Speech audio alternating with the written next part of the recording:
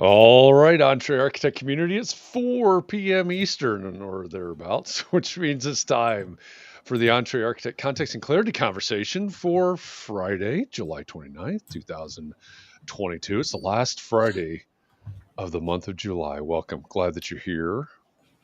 As you get here, say hi. Let us know that you're here. Let us know where you're joining the conversation from. If we've never met before, my name's Jeff. I'm in Indianapolis today. I come here every weekday afternoon at 4 p.m. Eastern for one reason, so that we can find clarity around the things that matter most to you, the architect. It doesn't matter if you're the employee of a firm or you own your own firm. Maybe you circled a day on the calendar. You said 2022 is my year, and you're going to spend the next 5 months launching your own thing, which would be so awesome. We would love to celebrate that with you. Or maybe you have owned your own firm for a year or 10 years or 29 years, and you're starting to rethink or reimagine what that firm could or maybe even should be. All of the topics that we cover, one topic every day, they all fall under the broad umbrella of the business of architecture, and they're all the need to know topics for the success of small firm architects just like you. Thanks for joining us today. I'm going to click this button here. Pam, are you ready? Watch this. Whoop, there she is. Hi, Pam. Hello. I am joined, as you can tell, on screen today. There's like this card shuffling going on all of a sudden.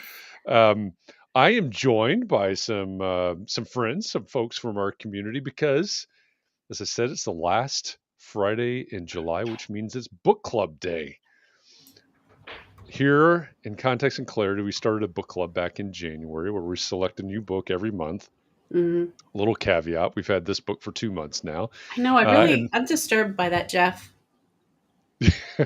Well, I mean, okay. I wanted 12 books, but anyway, we have 5 months to catch up. Well, next month we'll do a mid-month Context and Clarity. So I'll give you 2 weeks to read Really? a book. I think you're Oh, kidding. no. Well, if you do 2 small books, you can make it up, right? 2 quick Comic ones. books. Yeah, we're gonna do some graphic novels. Good. Yeah, we'll figure out a way to make it up. But yeah, we've been on this quest to read more and to discuss more. Whose cat? I was wondering if that was Mine. my Sorry. cat. Not mine. No, it's mine. I thought it was a nice change from the voices in my head. So the book that we set out to read at the beginning of June, which then has extended into July, is it's a classic. It's Simon Sinek, Sinek, Start with Why. There's a lot of people. It's still Simon Sinek had a TED Talk back in 2009, I think it was. At the time, it was the most watched TED Talk of all time. It's still the number 4 watched TED Talk of all time. So a lot of people, 50 some odd million people, I think, have watched his TED Talk. Not nearly as many have actually read the book, but it's a worldwide bestseller, and I think it's a good book. I think it's an important book for people to read. So that's what we're going to discuss today. So with that, as usual, let me say, if you are on Facebook, somewhere on Facebook, and you're commenting away, you're typing away in the comment section, and they're not popping up here on the screen next to us, that means that because you're in a private Facebook group, you need to give Facebook permission to let your comments out. So there's a URL at the bottom left of your screen right now, chat.restream.io/FB, which is a lot like Facebook. Type that into your browser window. A couple of clicks later, you can give Facebook permission to let those things out. Sometimes that permission needs to be renewed, but give that a try. That'll solve all of your problems, all the problems you have in the world, and you'll be a really happy camper after that. So chat.restream.io/FB. All right, let's see who else is, before we introduce everybody on the screen, let's see who else is in the room with us. Scott Thrift says it's a foggy day on the dock of the bay. He's got his feet in the water. I really wonder, does he actually have his feet in the water? I'm curious I don't know. about I that. asked him to share a picture. A view the other day when we were on Zoom, and he did seem to be water adjacent. So he could Water be outside. adjacent. Okay. Well, and he says, "Isn't it Shark Week?" Yeah, you might want to be careful what you dangle in the water over there. With how many Jessica- bathtubs Scott has won, he could probably create his own boat there. This is true. We're gonna. So, new rule: once you've won 20 crocheted bathtubs, we're gonna upgrade you from a bath. Turn all those bathtubs in. We'll upgrade you to the crocheted butt. But you said it. You already said it. Said it. That's it. That's what we get. A crochet Stuck butt. I think on- since he's on the back of the bay, he should get a crocheted Otis Redding. Yeah, we could give him a crocheted Otis Redding. Someone's going to learn how to crochet around here. Yeah, we're going to need to do that. We're going to need to do that. Etsy or Mm. something. Jessica is joining us again from Los Angeles. Welcome back. She says, "Hey, friends, I didn't read this book, but I'm here to hear the discussion anyway. Don't want to go through context and clarity withdrawals." Well, I'm glad you're here, Jessica. And obviously, you can participate in the conversation. We're probably going to raise some questions here. So thanks for joining us. Christian says, "Sorry I'm late. I didn't read the book." He didn't want to come or read the book. Welcome back from Ithaca, New York. That's a nice throwback to our conversation yesterday with Jessica Pan, who's the author of our May Context and Clarity Book Club book, which was "Sorry I'm Late. I Didn't Want to Come." So that was a good conversation yesterday. Jefferson, welcome back, also from Los Angeles. He's starting with why. He's sorry he has to leave early. Starting Mark with LePage, now. welcome. And Scott says he just bought his lottery ticket. Okay. 1.28 billion. What if everybody from the community gives $1, donates $1 to the fund, and we won $1.28 billion for each That of would us. That would be Or pretty split great. between And then we us. could just split it. So there's a question. If you had 1.28, if you had, how many people? There's 10 people on. If you had $128 million, would you still be an architect? No. That was Well, easy. you know who became an architect was you remember Charles that Munger. architect Gwathmey and Siegel, right? Yeah. Charles Gwathmey. Yeah, he had this great book out in the 80s, and there was a house in there, and it was commissioned by a guy named DeMental, which is this rich oil family in Houston. And the guy that actually commissioned that house became an architect Because he liked the process so much? at an advanced age. Like he was like, I don't know, 50, 60 maybe. Yeah, that's pretty A old. really old. I know.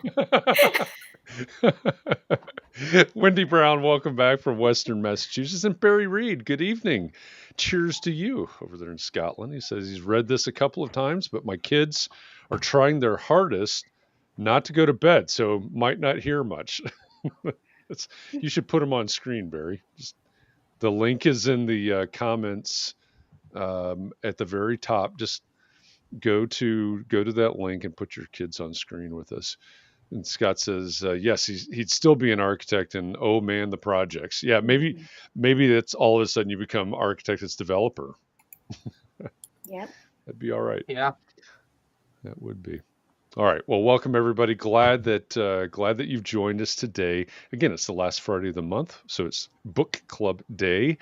And the book that we've been reading the last 2 months, actually, at this point, is Start With Why by Simon Sinek. So what's the first question that we should ask about Start With Why?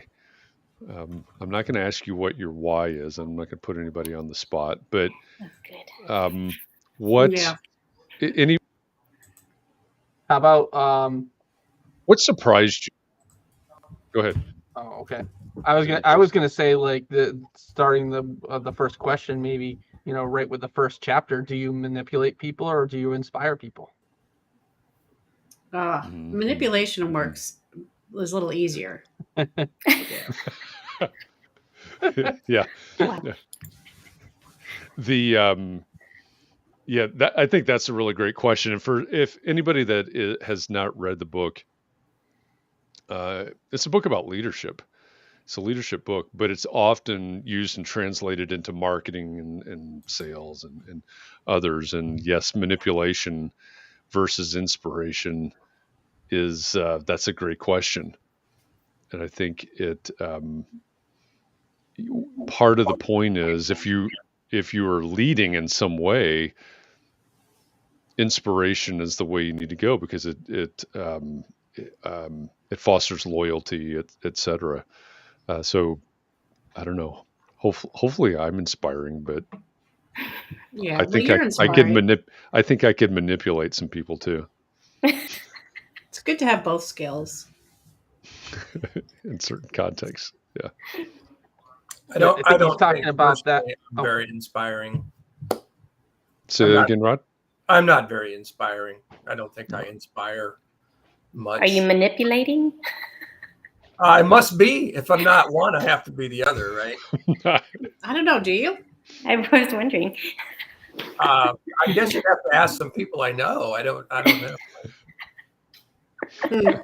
Well, I mean, sometimes if we work for ourselves, who are we inspiring? Our clients or our selves or well, it could be like how you sell your services too, right? If you're using sales tricks and marketing tricks or whatever to try to get people to hire your firm, then that's not going to bring you a lot of loyalty. But right.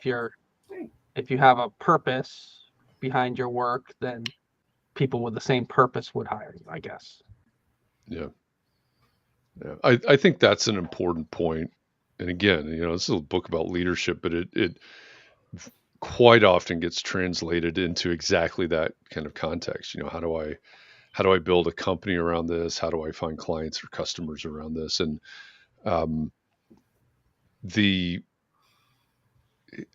I think, when it comes to this profession, so many of you are relying on repeat customers, and this is not a indictment in any way. This is the profession. It's so much reliance on repeat clients and or referrals. And to your point, Chris, if you're manipulating, it's easy to manipulate people. You do a little bit of studying and maybe take a sales class or two or something. You can learn, take a psychology class. You can learn how to manipulate somebody. You could manipulate, quote unquote, someone and get a client. But would they ever be a repeat client if that's in the realm of the type of work that you do? Or would they ever refer anybody else? And I think that's one of the really important aspects of what you're getting at there. Well, one thing about inspiration, when I think of inspiration, I usually think of situations that are spontaneous. They're not, if something is really sort of planned out, I don't think it can truly be inspirational because it takes on that manipulative aspect. Whereas when I think of inspiration, it's like, okay, guys, we've got to take Hamburger Hill now, kind of thing. And you get the troops riled up and they go, seize the day and win the victory. So that I always kind of look at, think of inspiration as something more spontaneous and less calculated. And I don't know how you do that. It's like in a moment kind of thing to be truly inspirational. Does it need to be positive to be inspirational? Like, I want to make a whole lot of money. Like I'm inspired by wealth or something like that. That seems generally shallow or not inspirational. But if you're saying, I'll make you money too and take you with me, that doesn't sound like the right route. So does it need to be positive for it to be effective, I guess, or long lasting? Or well, in the book isn't that's a consequence of the asking your of the why question, right? The result is whatever, profit, success, fame, whatever. Those are all consequences of what happens, after that why. You find your why. Yeah. Yeah, well, as you say, why is the belief, and the how is the actions, and the what is the result of those actions? Did you take notes, Chris? Looks like you did. Are you reading the Cliff Notes right now? So, I might. Chris, can you say that again? So the why is the belief. belief. How is the actions that you realize that belief through? And then the what is the result of the actions. That's fair. So, don't talk about what you do, because that's just a result of the actions, right? Okay, so can you give an example in our case? What would be our what? Why would be your what? No, what would be Well, why not? No. Well, Just let's what's take the what? let's take Pam's example of making lots of money, right? That would be the what, right? But maybe the why would be So the what complete isn't like freedom to do whatever you want, sort of thing. And then the how is however that finance person invests the money, right?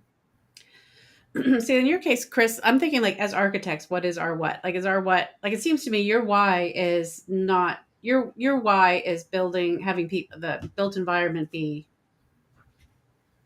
as well built as possible, or I don't know how you would put it, but something like that. Yeah. But then the what might be just the buildings you produce, or your drawings and specs, or what's your what? The what would be, I think the what would be the client's lives being better living in whatever we design for them, whether it's a house or an office building or whatever. Right. That's the what that we're getting to. That Jeff says it all the time, making our clients' lives better. So that's the what. Wouldn't that be the how is the architecture, right? Okay, but then couldn't the why kind of be you're doing it to make people's lives better? I don't know. Yeah, now I'm getting confused. Yeah, I mean the what, I guess maybe to translate it to architecture in a different way, the what would be the product, I suppose. Right? So the building. These, yeah. So maybe if you take housing as an example, trying to make something up here. Take housing as an example. We design accessible housing or something, and then the how might be multifamily, small lot multifamily in the city center or something, I suppose. And then the why, why do I want to do that? Why do I want to design small lot multifamily projects in the city center to provide accessible housing? Because I believe that every human being in the city deserves a place to live. A roof over their head, or whatever the proper way to say that is. I guess maybe working backwards, we could do it that way. But you're not supposed to work backwards. You're supposed to start with why. This is true. This is true. Yeah. Well, but wow. that's when I'm working with clients on that, that's actually the process that we usually go through, because most and I don't want to lay this just on architects. He wrote this book, right? And because the reason I think that this book is so important is because so many people struggle with it. So many people struggle with this idea of start with why. You have businesses like a Patagonia or Southwest Airlines, who uses Southwest a lot, Apple, others that clearly have figured it out before he even wrote the book. But a lot of us have not. And so for me, the easiest way to get there, because the way that most people are talking about what they do is exactly backwards. So I find myself working backwards with clients all the time. Right? Okay, this is what you do. Well, how do you do that? And why do you do that? But you're exactly right. It's the wrong way. It's the wrong approach. Well, no, it's not the wrong way. It's not the wrong way at all, because and I don't have my notes on this, so I'm winging it here.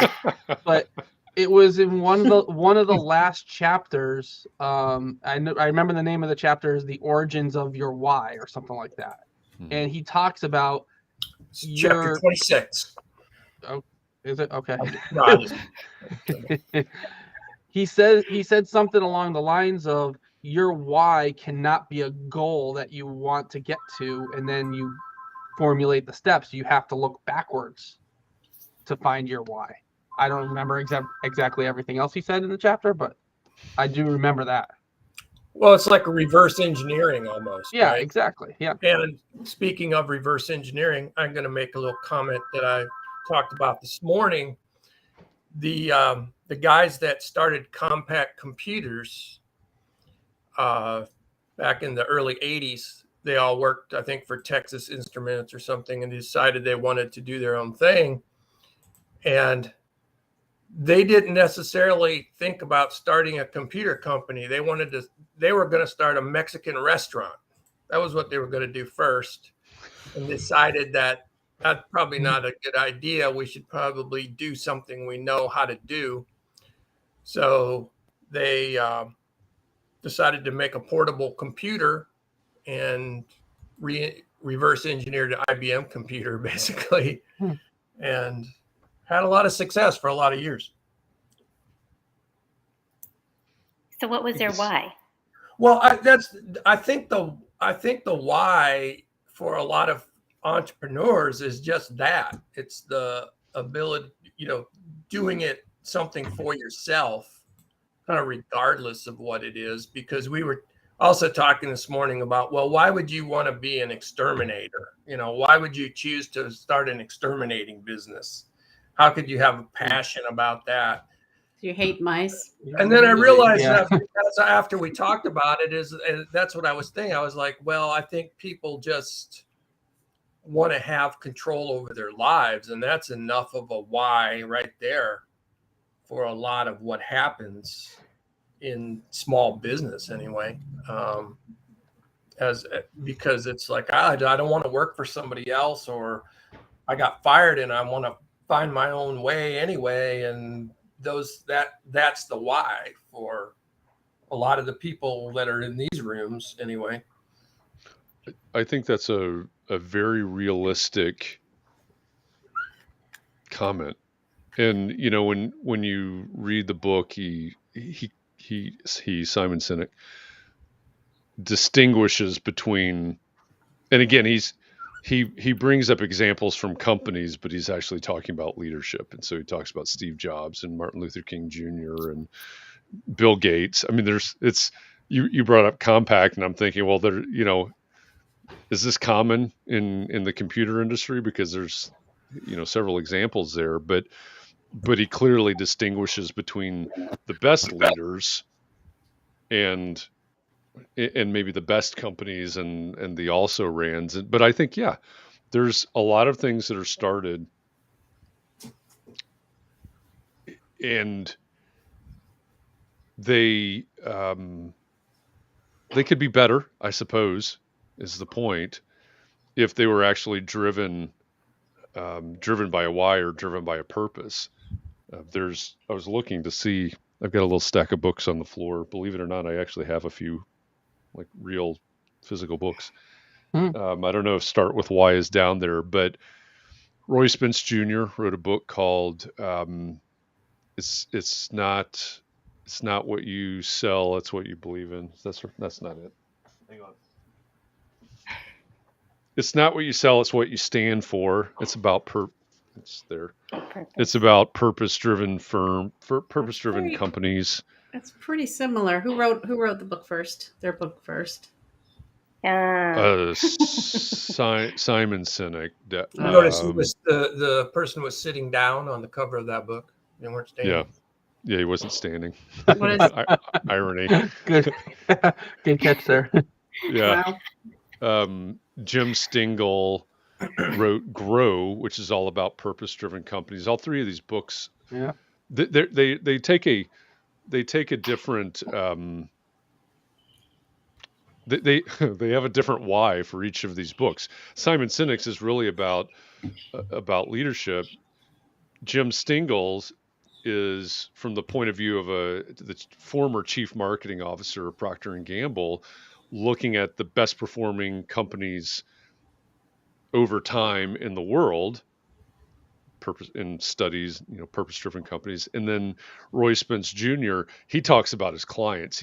I can never remember the acronym of their advertising firm down in Austin, Texas, but they're all talking about the same thing on slightly different planes, slightly different tangents. And in all three of them, and there's definitely some overlap between start with why and it's not what you sell, it's what you stand for.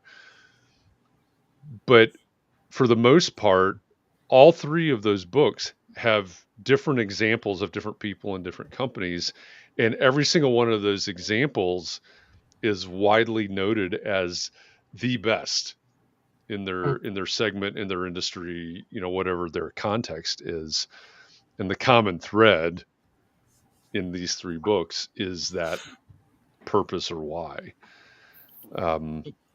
What's interesting on leadership in this book, and this kind of, I guess it's not that surprising when you look at the example or some of the examples that he mentions, but he says something along the lines of, it's not the job of the leader to come up with all the best ideas, right? It's right. To create the environment for those ideas to be, to be born from, right? And so that's hard for architects to accept, because maybe you're not the one doing the design, but you're setting up the environment where your employees or whatever are inspired to come up with the best ideas. So. Or execute on, because there's the why person, the how person, and there's the why, the how, and the what person. So we need all the people, right? Mm-hmm. So how do you lead yourself if you're sitting in your office, in your spare room in your house, and you're trying to move forward with these things that we're talking about? How do you lead yourself? Well, maybe you just have to put on your different hat. Maybe the hat that you're wearing is your execution hat. There you go. And now that's the hat that you wear when you create the environment for your good ideas to happen.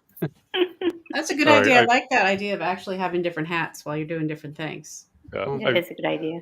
I've just got to call timeout real quickly, because for those of you, many of you know that we had Seth Godin as a guest on Context and Clarity Live 2 years ago, probably now. I don't know how many of you noticed, Seth Godin is famous for his glasses. Mm-hmm. I don't know how many of you noticed that he changed glasses in the middle of Context and Clarity Live, because he thought, And so Rod is our version of Seth Godin. With his hats. Wait. All within reach. There you go. Oh.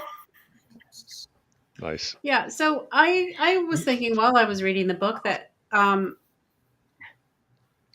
maybe architects start with why without really realizing that we're starting with why. That's because that's where we start. Like we do what we do because of a reason, as opposed to being a computer manufacturing company or something like that. Does that make any sense? Like what Janine's comment here just reminded me of that. Want me to put it up? Which one? Yeah. Throw it up on screen. Close that. All right. So I also do my best work when I can truly dig down to the why of each project, because every homeowner has different goals. The why for a family home where people are going to live full time is very different than the why for a retired company or couple who are building a vacation resort for their extended family. And the design should be different to reflect those goals. So should we have a why as a firm and then a why as per project? I think yes. Right? I think yes too. Yeah. Yeah, Mhm. I think yes, Lot but of I'm just saying hats. that I think it's easier for us to figure out. Maybe we don't think about it, but it's easier for us to articulate our why because assuming we have one. So going back to your original point, and I don't forget exactly how you said it, Catherine, but it strikes me that many architects would have a strong why, because in my experience, many architects are very passionate about what they do and why they do it. I don't think, also from my own experience, I don't think that means that many architects are good at articulating their why. Right. I think we're not good at articulating it. But at the same time, in the book, Simon Sinek references Steve Jobs all the time and Martin Luther King Jr. at the same time. And if you've watched the TED Talk, you know that he talks about the Wright Brothers versus Samuel Langley. Samuel Pierpont Langley, and others. And every one of those examples are people that are really passionate about something, right? About being the rebel that's going to revolutionize the world by with the Apple, different Apple products, I guess, eventually, or social justice, or the first flying machine, or all of those things. So I think that's really what it is. It's the passion for why you're doing this. And yeah, there are plenty of people whose passion is, I lost my job and I've got to survive.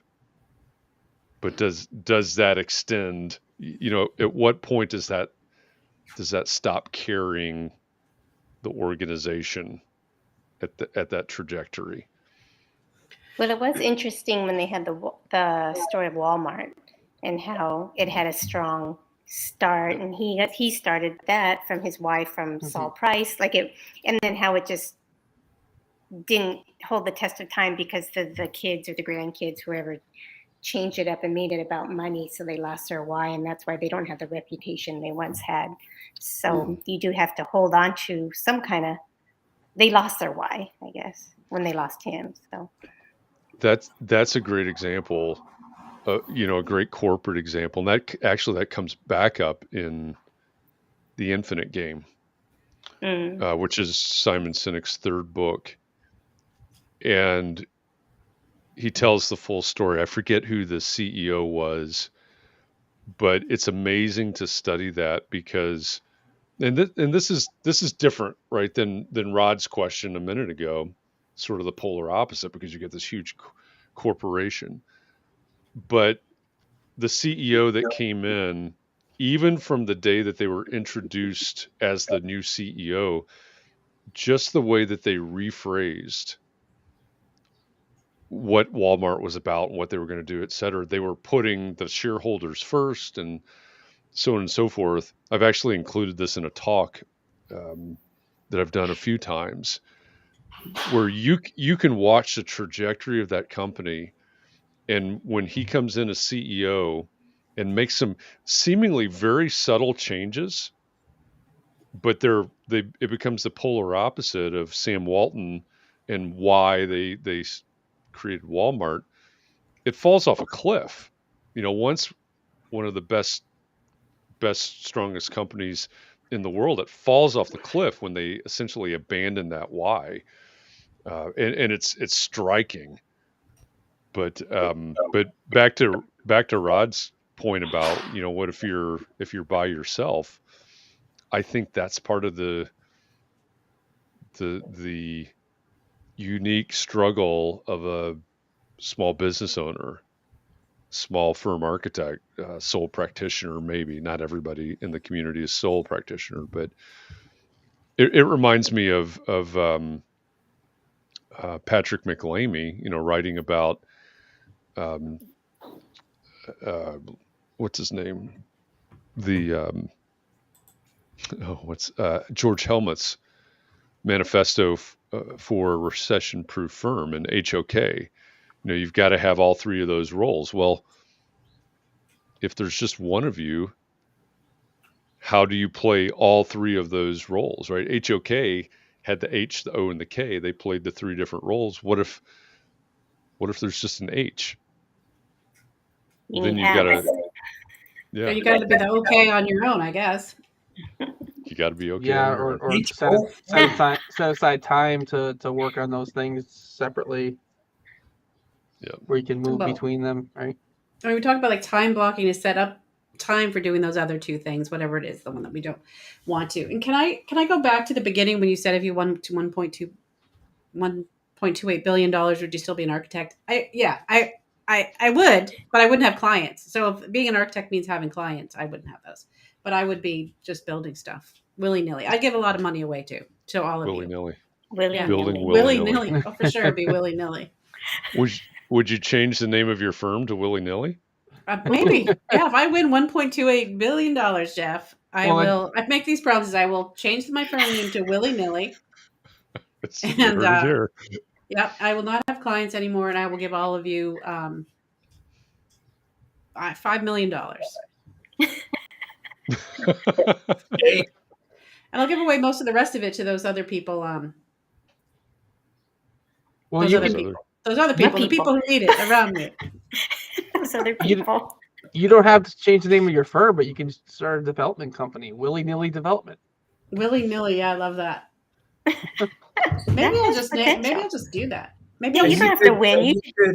You could get the rights to that song by Sweet Little Willie and change it to Little Willy Nilly. Well, I changed my own name to Willy-Nilly, except for my brother's name is Will, so that would be just confusing. And I only have one brother, so it's not. I couldn't really bury myself in the family. Pay him to change his name. Yeah. I just won 1.2 billion. Yeah, I'll give you like 70 million if you change your name to something. I can take. Have him change his name. I'll change my name. Anyway, sorry, we went on a little tangent there. I just wanted to correct that because I feel like you can't get away from being an architect once you're an architect. I feel like it's just what you do, driving along the street, wishing people would change their front elevations and things.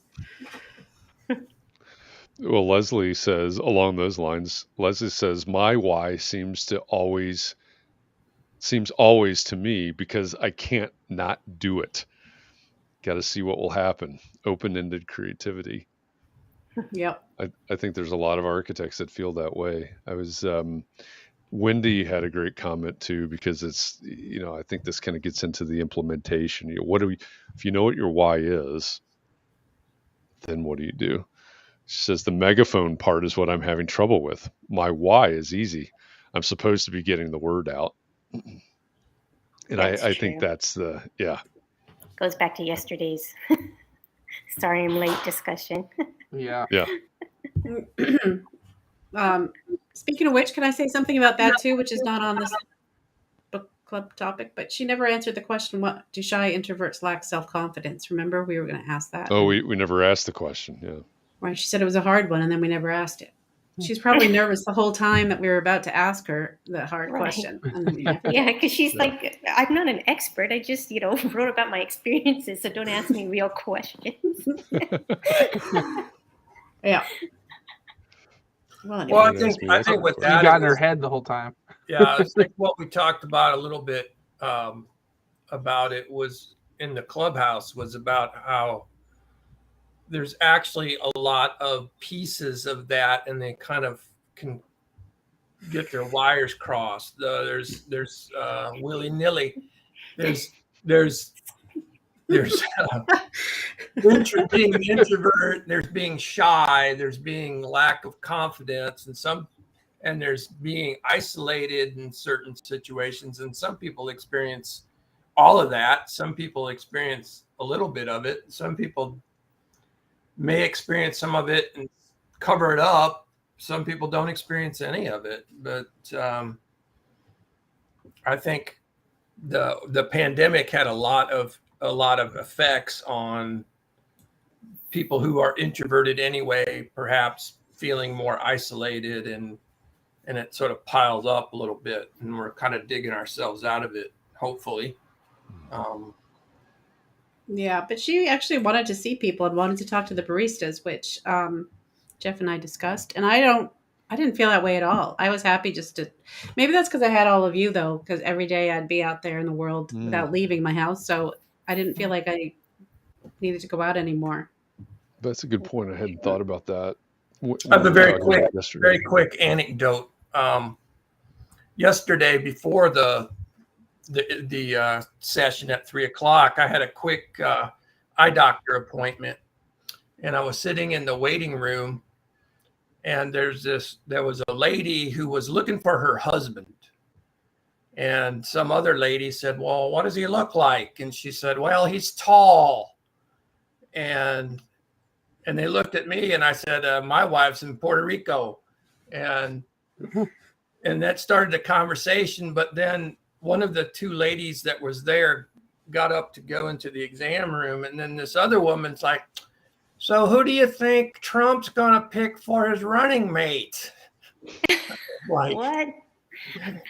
and this is because I dressed like a local person yesterday. I wore a baseball hat and a t-shirt instead of like dressing like a hipster doofus or whatever.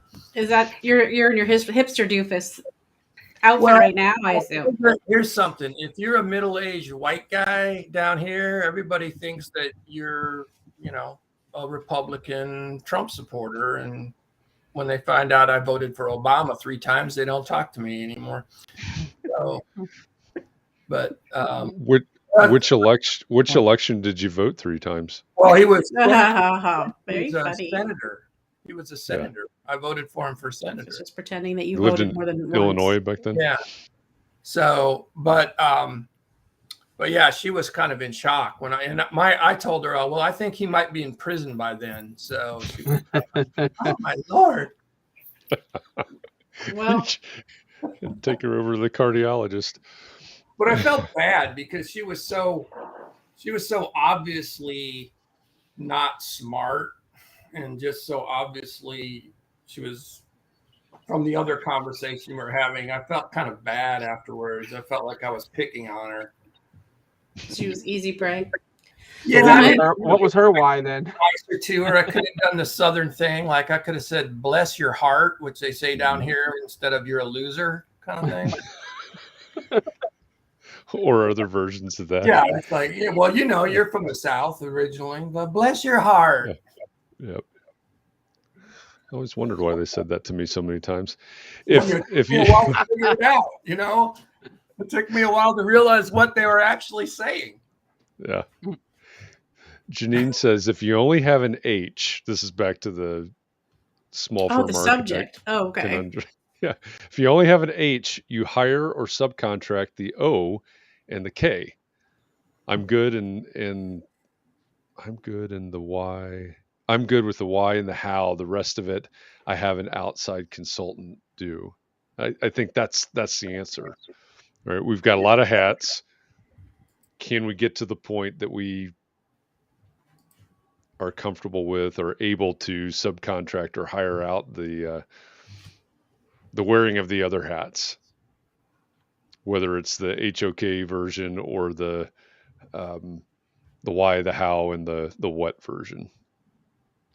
That is, to me, that is interesting in the book. He's got the golden circle, and again, if you've seen the TED Talk, you know what the golden circle is. But he talks about the golden circle, and then all of a sudden he starts talking about it in 3 dimensions, and starts talking about it in terms of the biology of the brain. So I don't know if anybody else gets a kick out of that, but I don't have it at hand. I used to have my brain model here, where we can point out the Yeah, you need the brain model. That hasn't made an appearance for a while. It hasn't. And I don't remember ever seeing the brain model. Oh, he's brought the brain model out before. Well, my brain's not retaining things. This is your brain. This is your brain on drugs. Where do you have a hat for the brain model? Well, you know what would be a good hat is if you had a hat that looked like your head was cut off there and it was just your brain. Like a skull cap. I guess that would be the skull cap. Oh, you'd have the brim part, and then you'd have like your brain exposed up here. Yeah, but not your real brain. No, not your real brain. Because that would hurt, probably.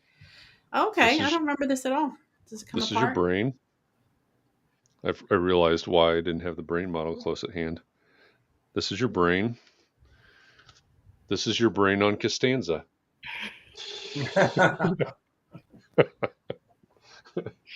And with that, thanks for joining us. Wow, all right. But I haven't I know this is one of your favorite books, Jeff. Yeah. Yeah. And that's fine because that's what makes the world go around, right? We all like different things. But I felt like it was one sentence. We could have moved on from that after that, his one sentence that people don't buy what you do, they buy why you do it. And I feel like, okay. And I could have gone and done something else for a long time. I get that too, Catherine, or maybe watch the TED Talk.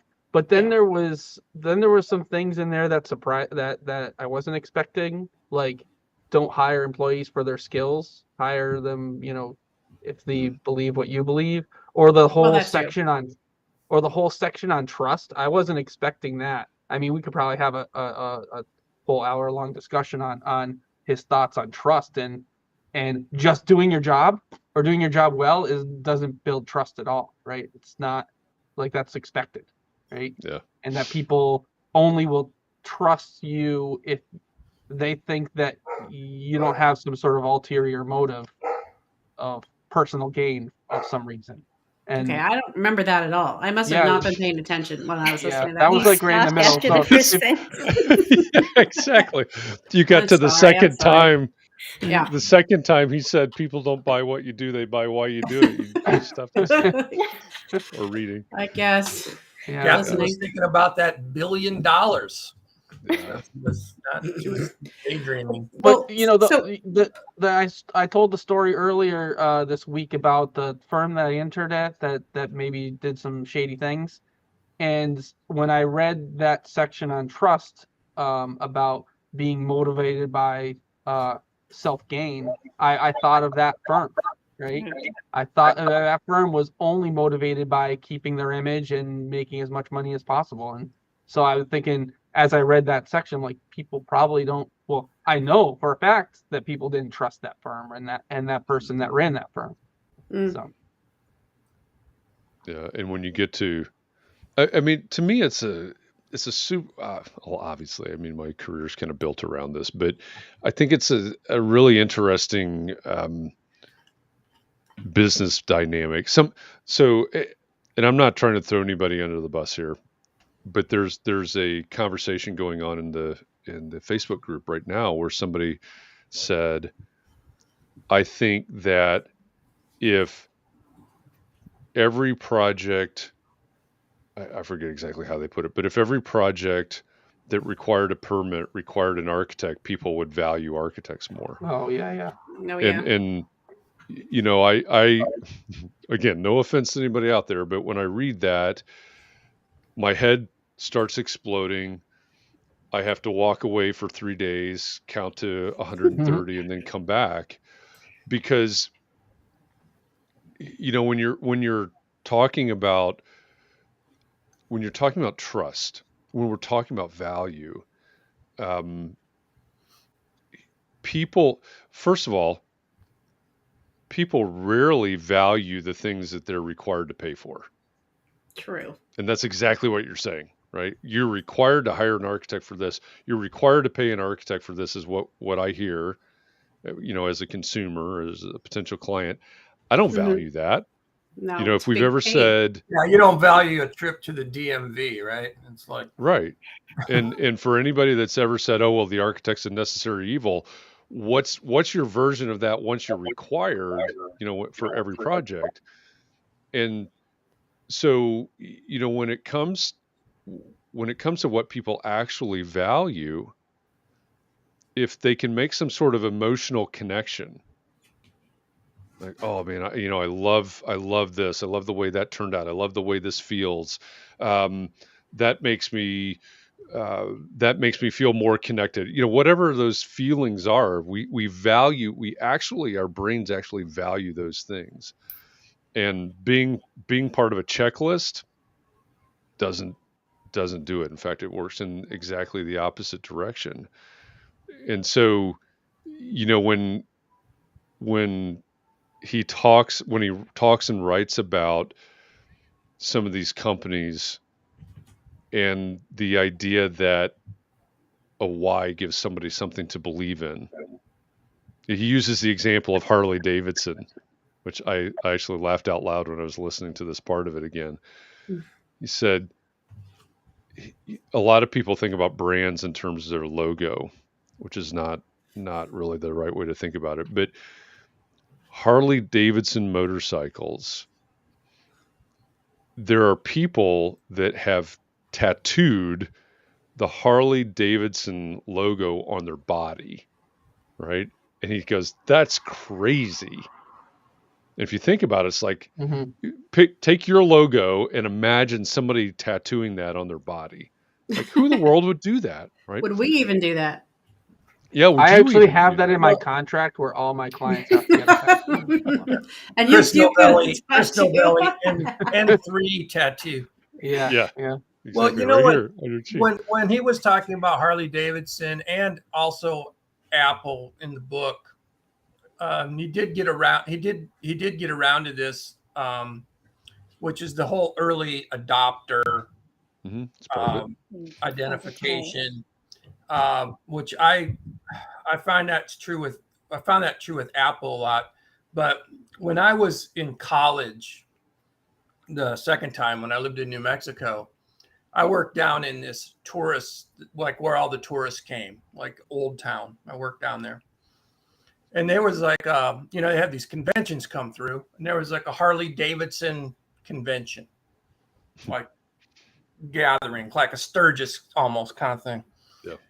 And it's so funny to me because on one hand, the people who identify with Harley Davidson and riding their Harleys and all this see themselves as these rebel individuals usually. But take several thousand of those people and put them together, and they're all dressed exactly the same way. They all have, half of them probably have a Harley Davidson tattoo somewhere on them. Mm-hmm. They've all got a Harley t-shirt. They've got a bandana. They got a leather vest, and there was like no individuality there at all. It was like this almost like a cult of personality or something, identified with that product. And I always thought that was funny. And Apple's kind of the same way, and now Tesla's kind of the same way. Mm-hmm. And that's, part of his point is that level of loyalty, he never says it this way, but that level of loyalty is very lucrative, right, for those companies. Right. And, going back to repeat clients and referrals, again, I've said this before, most firms will say somewhere between 60 and 97% of their work comes from repeat clients and or referrals. And so how lucrative would it be if we inspired people to tattoo N3 architecture on their forehead, right? That if you were able to spur a movement where people were willing to, wanted to tattoo your logo on their bodies, all of a sudden you've really energized that repeats and referrals dynamic. There was something when he started talking about the railroads. I wrote this down because I was going to bring it up today, and I left it upstairs. But he talks about, at one point he's talking about the railroads and investing in tracks and in locomotives and all of these things, right? They were all in on being railroads, which at some point caused them to miss out on the fact that you're not just railroads, you're potentially, I forget how he said it, but you're potentially mass transit or something larger Yeah, I think that's what he said. than a railroad. And right after that, he talks about the fact that it's the industries where the majority of the companies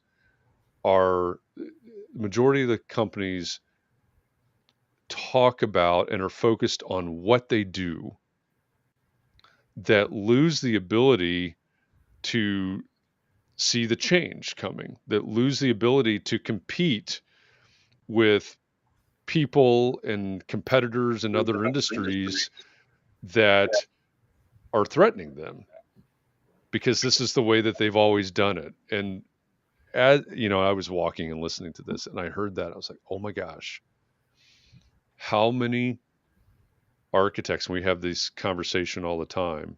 And again, I'm not trying to throw anybody under the bus, but how many architects Under the identify or under the mass transit, how many architects identify simply as I'm an architect, or I design houses, or I, what I do. And does AIA or NOMA or ALA or any focus on what we do rather than why we do it? When he said that, it's the industries that are focused on what we do that struggle to have the foresight, or however he says it, to see the change coming.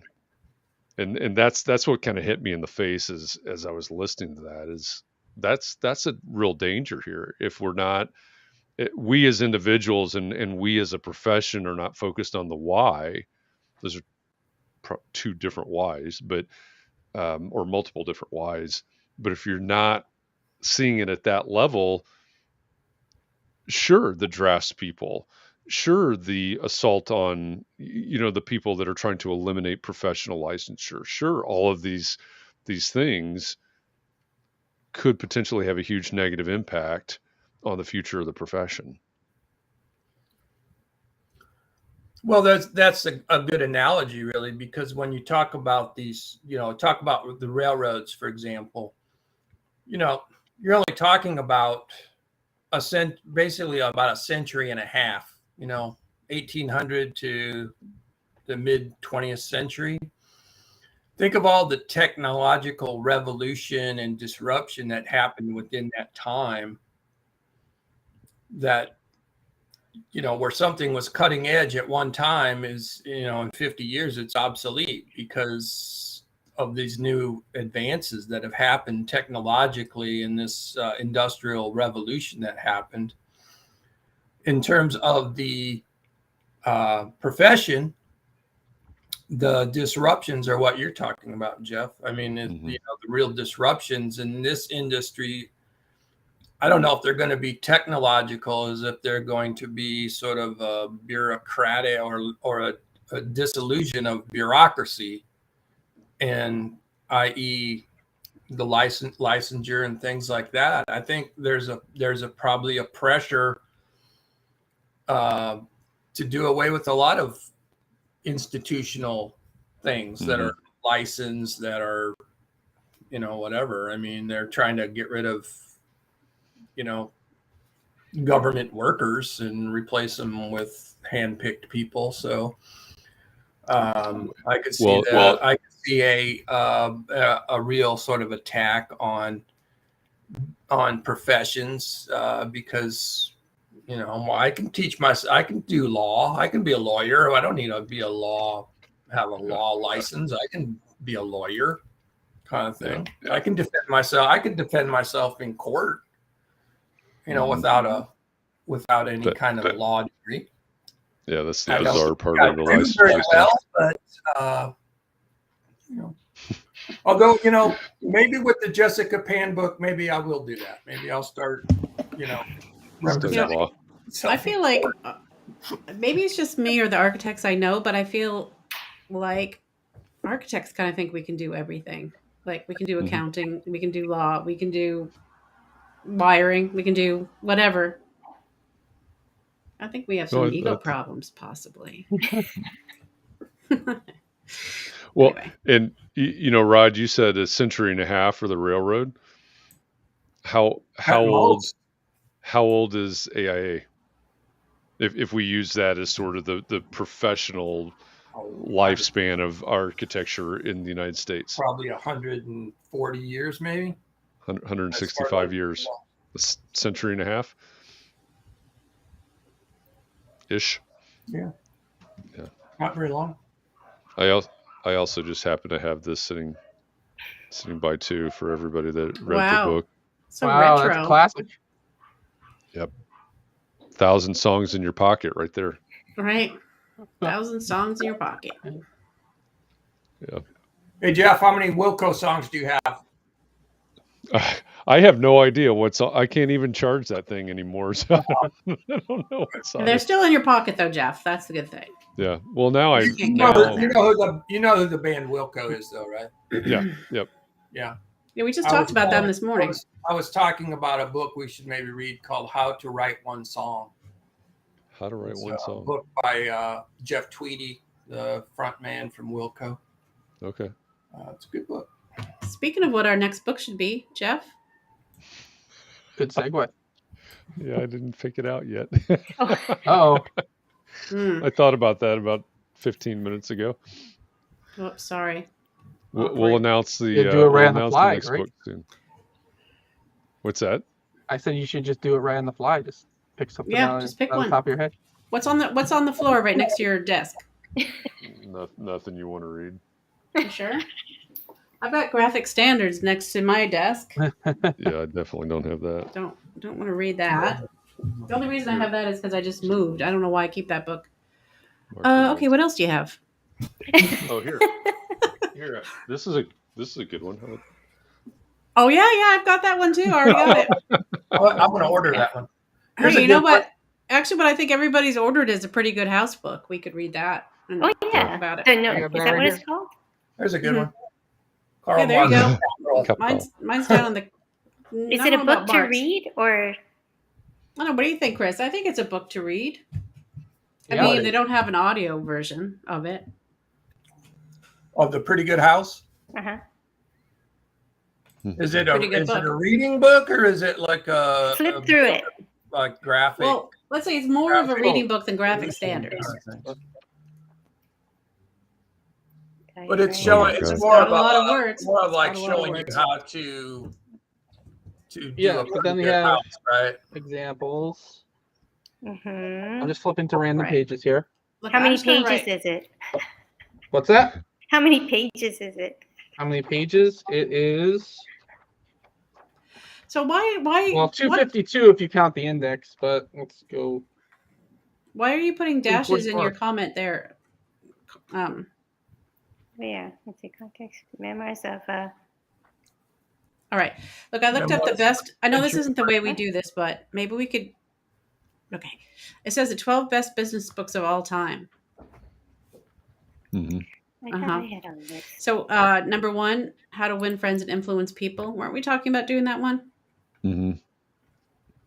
Oh, you got a signed copy. Look at that. Look at you. Yeah, I had to get the signed one just so I the only reason I bought the signed copy instead of buying it from Amazon, I bought it from their website because I wanted to get the phone call. Remember? It just Oh, called me. right.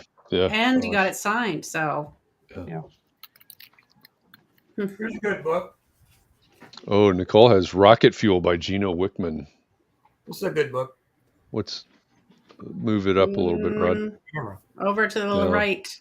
Go up a little more. You say brick. You say Louis two Kahn brick. biography. Is that Con? Oh, Louis Yeah, Kahn. it's a biography of Louis Kahn. Good book. Did we let his personal life interfere with our admiration of his buildings? Just Kinda. wondering. I Did you think see, I kind of Did do. you see My Yeah. Architect? Did you see My Architect, that documentary? I think I did when it came out. Yeah. I was always kind of wondered about that because I was like, they seemed so forgiving of his sort of cranking out these illegitimate kids and et cetera. And I was like, well, I don't think they'd be as forgiving if Dad would have been an accountant or something. He just happened to be a famous. Yeah, not famous. Kind of gets you off the hook a little bit. Mhm. Or That's not. the Has that's anyone part of read the privilege, right? Composure? Composure. Yeah, someone brought it up yesterday as the imposter syndrome book, but I don't know it. Oh, I remember writing it down though. Someone said it was a good book for that, but we'll have to check into it. Janine says The Art of the Gathering by Priya Parker. I've been trying to get through to Priya Parker to have her on because of The Art of the Gathering. Braiding sweetgrass is supposed to be good. I know Jay Caroli has brought up braiding sweetgrass in the past as well. What is it called? Braiding sweetgrass. Let me find it. There we go. I think I actually have it on audio, but I haven't listened to it yet. Yeah. Is that some kind of Zen book? Is that like a Zen chop wood, carry kind water? Of one of those crazy Zen books. I don't know. Let's see. It is. I think it has to do with living in harmony with nature, but. Indigenous wisdom, scientific knowledge, and the teaching of plants. Oh, wait a minute. That's different. No, that's it. I think that sounds like it. That's it. Oh, that's the subtitle. Got it. Braiding Sweetgrass, Indigenous Wisdom, Scientific Knowledge, and the Teaching of Plants. It's a 2013 nonfiction book by Potawatomi professor Robin Wall Kimmerer about the role of indigenous knowledge as an alternative or complementary approach to Western mainstream scientific methodologies. There's a lot of big words in that sentence. It's probably more in the book, too. Probably a lot of big words in that book. Pretty sure. I'm back to the pretty good house. I have a pollinator-friendly yard, by the way. Me too. Do you have sweetgrass? I got a lot of weeds right now. I'm a little behind. It's been like 100 degrees every day, so. Yeah, the grass is pretty crunchy over here. I don't usually have grass. Do people water grass? I guess, because mine's dead now. I refuse. Spray paint it.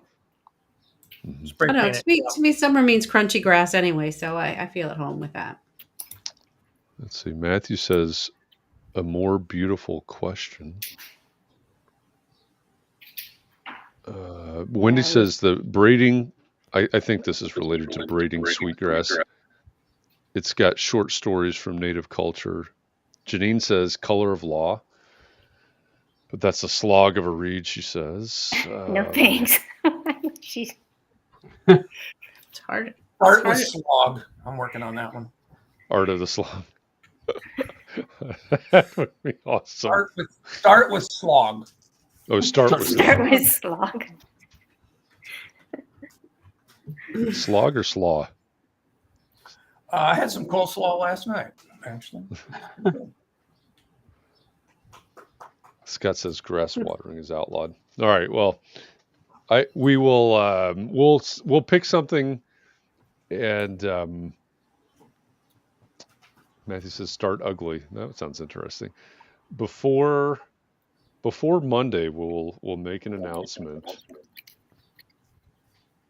Sorry, this is my fault. I neglected. Well, I'm sorry. I didn't mean to highlight that. But there's a book called Work Won't Love You Back that is kind of an interesting read about basically about how people in creative fields and people who are in sort of healthcare and teaching and things like that end up sort of being pressured to love their work in a way where they will often work more hours. They will often work in an uncompensated arrangement because they're supposed to love their work.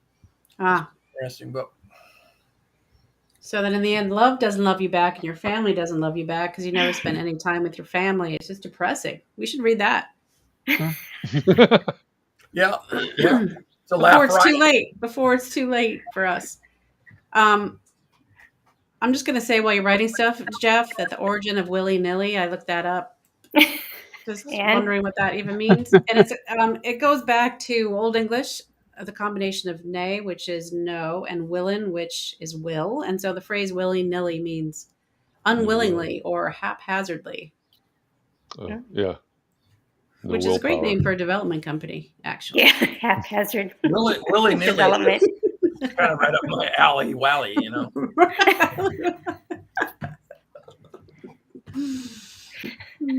Alley Wally. This is It's just a good one. scrolling to see who. Yeah, now you have a whole bunch of suggestions. Now we're more confused.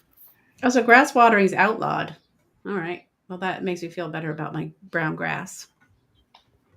Well, it Oh. depends on where you are. Well, where Yeah, Scott yeah. is. Yeah. Ours is, we can water at night. At night. At night. We can't wash our cars at home either. Mm. That's because of the car wash lobby. Yeah. Seriously, they're so strong. It's a cabal. Car wash cabal. Those high school girls who jump around on the side of the road, I think, all over every town. You guys have them do you have them in your town as well? The car wash for the raising for Those high school high girls school who are and things. like super aggressive about trying to get you to get your car washed. No, the cabal put a stop to that around here. It's kind of like in the beginning of that movie Dodgeball, where they're trying to raise money. And Oh, that movie. That's a funny movie. Just watch that again. Well, what about Christian's book, Jeff? What was his? Well, he's into this book, Context and Content: Memoirs of a Fortunate Architect. Well, somebody brought up Do Better Work, and that was Max Yoder, who we had on. Was our third guest. Yeah. Didn't we already I like read? that We didn't read. title. I read that already, so I'm done. Oh. Perfect. Oh, good Yeah, try. you're good to go. You can lead the discussion. Well, I mean, I read it a year and a half ago, so I don't remember it. I remember liking it though. What's I've got the too name? many books on my list of things that I want to read, and I want to read them all equally. So, Well, you can't do that though. So why don't you just pick one or tell us what they are? Yeah, I'm Too going many to go to- down my wish list on Audible and pick one off of that. Yeah, it has to be something I can listen to at this point. What's the book that Christian recommended? Context and Content, I think. It was just on he saw it when he was looking at the book, How to Write One Song. I think that's what it was. No, that it was Rob mentioned this morning. it was a Karl Marx song. Oh, the original one he mentioned. Well, this morning you're talking. Context and Content: The Memoir of a Fortunate Architect. But I think How to Write One Song might be good. Christian just followed it up in the comments here, where he hasn't actually read that book. He just likes the title, so he doesn't know if it's any good. It's too long a title for me. Well, it's pretty close to Context and Clarity, I think, is the thing. It's the attraction. That's what he likes about the title. Yeah. We're just going to take that title. Just putting you on notice right now. All right, so you're not deciding right now, so I can stop waiting for you to say what it's going to be. This is correct.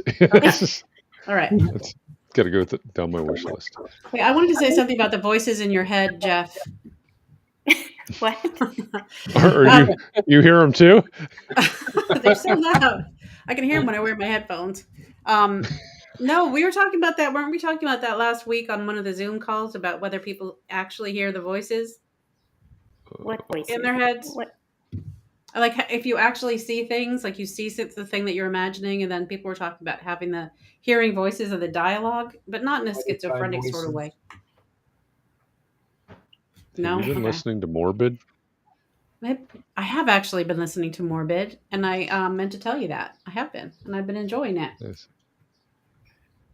You know, I was talking podcast to, I was hanging out with some friends recently, and his daughter, who's in her mid-20s, was saying that she can't visualize something if she reads it. Like if she reads the word ladder, she can't see a ladder in her head. Right. Well, I can't either. She knows what a ladder is, but she's like, I can't see it in my head. See, Nicole said we were talking about hearing voices. Maybe you weren't there, the rest of you, but I don't see a ladder. I mean, I know a ladder. I know that you mean a ladder, and I can envision the ladder, but I don't see it. You don't see the specific letter in the book, or No, but I just know it. It's like it's behind my eyes. I can't explain fair. it. Speaking of morbid, today is the birthday of the Black Dahlia, Elizabeth Short. She was murdered in 1947. She was cut in half. Oh, jeez. And to answer Christian's question, Morbid is a podcast that I happened upon. It's a true crime podcast, and I'm pretty sure they've done an episode, if not a multi-part episode, on the Black Dahlia. Yes, there was a retired homicide detective in LA who is convinced that his father was the murderer and has written a book about it. Sorry, his father was a doctor. So Jeff, this for was some reason. Jeff, this was mentioned by Nicole in the comments. It probably scrolled by too fast, but I see it on our screen here at the bottom. Maybe Jeff just needs to put all these recommendations into a numbered list and then just use a random number generator to choose. Oh, good idea. Right. Yeah. That would be so willy-nilly of you, Jeff. You did that. You could do like a Wheel of Fortune kind of thing. Oh, we definitely need to get Jeff a wheel, right? We can put all. Do a spin the spinner at the. Yeah, we can put all the book names on the wheel and just that would be amazing. And we just wouldn't see the break he has off screen to stop on a certain book. I think Vanna White is available. You think so? Hey, Pam White. What? Why? You've been recruited. Oh, I can do it. I think right. Vanna might be as tall as Pat Sajak, so you're going to need someone as tall as me to get the bucket. Do it. Vanna's got to be in the 60s or maybe even 70 by now. Vanna White? Yeah, I mean. No, she's got to be. Yeah, she's. Yeah. Yep. She's been on there since I think I was in high school, which was a while ago at this point. So. Mm-hmm. All right. So, are we going to recap the book and the Start with Why book? I mean, do you have any final words for us, Jeff? We're just hanging out here. About? Yeah. Originally. Well, yeah. Start with why. There's a dog. I've been hearing cats and voices and dogs. Oh, cute doggy. Now, see, my cat wants me to feed her, so I'm gonna have to go soon because she's now starting on my feet. Ask her what her why is. What's your why? All right. Any if she answers, I'm not sure. I want to know.